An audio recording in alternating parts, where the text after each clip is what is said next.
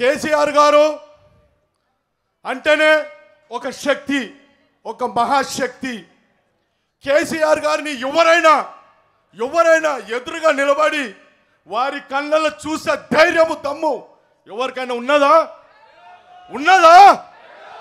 మరి అలాంటి కేసీఆర్ అన్న 3.5 కోట్ల ప్రజల యొక్క ఆకాంక్షను నెరవేర్చడానికి 3.5 కోట్ల ప్రజల యొక్క కోరిక ఏదైతే ఉందో, మాకందరికి తెలంగాణ రాష్ట్రం కావాలి, మా బతుకులు బాగుపడాలి, మా బతుకులు మంచిగా ఉండాలి, మేము చల్లగా బతకాలి అనంటే ఆ రోజు తెలంగాణ రాష్ట్రమే ఏకైక మార్గం.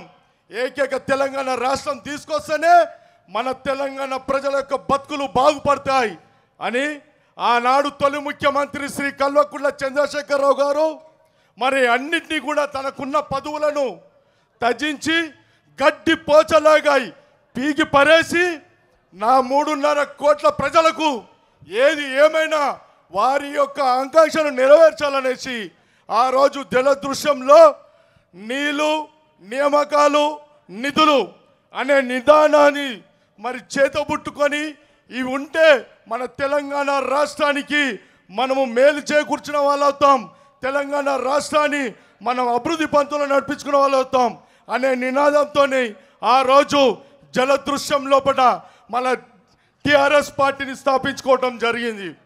మీకు అందరికీ తెలుసు, ఆ రోజులలో ముఖ్యంగా నేను ఖైరతాబాద్ నివాసిని.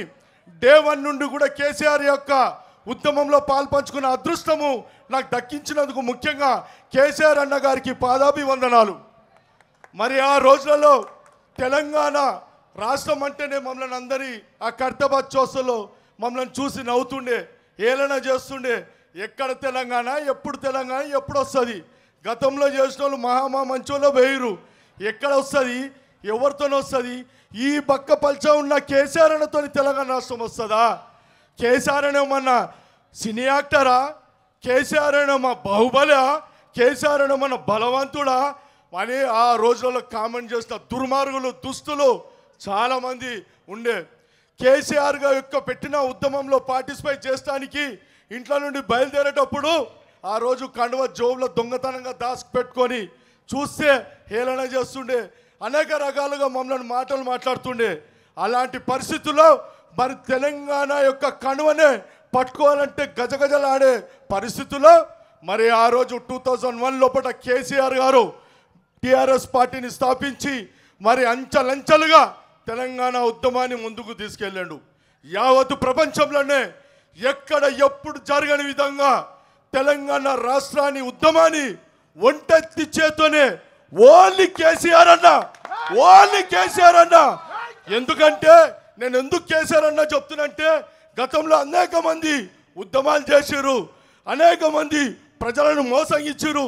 తెలంగాణ ఉద్యమం పేరు మీద, తెలంగాణ పార్టీ పేరు మీద మరి పార్లమెంటు స్థానాలు కానీ అసెంబ్లీలో కానీ సంపాదించుకోవడానికి ఆ రోజు చేసి మోసాన్ని చేశారు.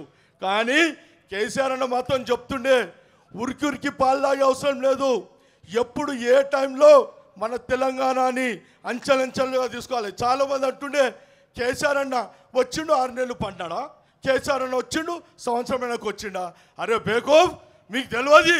కేసీఆర్ అన్న ఒక ఎగ్జాంపుల్ చెప్పిండు, ఎప్పుడైతే వానలు కురుస్తాయో అప్పుడు నాట్లేయాలి, అప్పుడు మొలకెత్తుతాయి, ఎండలు ఎండితే నువ్వు నాట్లేస్తే ఉంటాయా అని కేసీఆర్ అన్న అనేక రకాలుగా ఎగ్జాంపుల్ చెప్తుండే.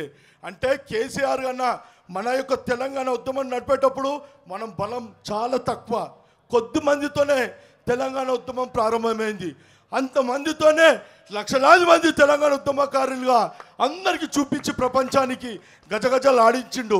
మన ప్రభుత్వం లోపల కదలికలు తీసుకురావాలంటే అనేక రకాలుగా రైలు రోకో, రస్తా రోకో, రోడ్ రోకో అనేక రకాలుగా ఉద్యమాలు చేసి మన సకల జిల్లా సమ్మేళన అసెంబ్లీలు చేసి మరి అదేవిధంగా వంట వార్పు కార్యక్రమాలు చేసి అన్ని వర్గాలను కూడా మరి కేసీఆర్ కదిలించిన కేసీఆర్ గారు మీకు అందరికీ తెలుసు. ఈరోజు 29/2009 లోపల అనేక రకాలుగా ఉద్యమాలు చేస్తే ఈ యొక్క కేంద్ర ప్రభుత్వం దిగి వస్తలేదు. ఈ కేంద్ర ప్రభుత్వం బుద్ధి చెప్పాలన్నాడు. కానీ నేను ఆ రోజున 2 విషయాలు చెప్పాలనుకుంటున్నా. కరెక్ట్గా కేసీఆర్ అన్న నవంబర్ నెలలో చాలా ఒక మహాశక్తి అమ్మవారికి కేసీఆర్ అన్నకు ఆ యొక్క శరీరం మీద వచ్చినట్లు కనిపించింది.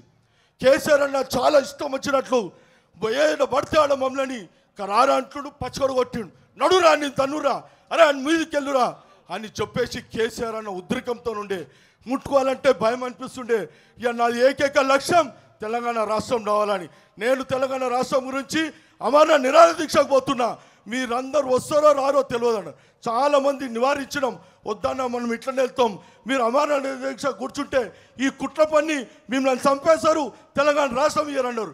ఎవడేం చేస్తాడో చూడని, నాకు తెలంగాణ రాష్ట్రం ముఖ్యం, నా ప్రాణాలు పోయినా పర్వాలేదు, నేను అమరణ నిరాహార దీక్ష కూర్చుంటాని 29 తారీఖున 2009లో అమరణ నిరాహార దీక్షకు కూర్చోవటం జరిగింది. కూర్చున్న దీక్షకు కేంద్ర ప్రభుత్వం యొక్క పీటలు కదిలి మరి డిసెంబర్ 9న కేంద్రము వారు డిసెంబర్ 9న తెలంగాణ రాష్ట్రాన్ని ప్రకటించడం జరిగింది. తెలంగాణ రాష్ట్రానికి ప్రకటన చేయడం జరిగింది. ఈ విధంగా అంచెలంచెలుగా మన తెలంగాణ రాష్ట్రము ఇవ్వటం జరిగింది. మరి ఇలాంటి నాయకుని మనమందరము కూడా గుర్తు చేసుకుంటూ ఈ ప్రభుత్వానికి నేను ఒక విన్నపం చేస్తున్నా. అయ్యా, ఈ ముఖ్యమంత్రి ఇలాంటి ఒక తెలంగాణ ఉద్యమాన్ని నడిపిన కేసీఆర్ గారి యొక్క పాఠాలన్నిటి పుస్తకాల్లో ప్రచురించి యావత్తు ప్రపంచానికి తెలియజేసే విధంగా ఈరోజు పాఠ్యాంశంలో చేర్పవలసిందిగా కోరుతూ మరి నాకు ఈ యొక్క అవకాశం ఇచ్చిన పెద్దలకు అందరికీ కూడా ధన్యవాదాలు తెలియజేస్తున్నాను. జై తెలంగాణ, జై కేసీఆర్, జై కేసీఆర్.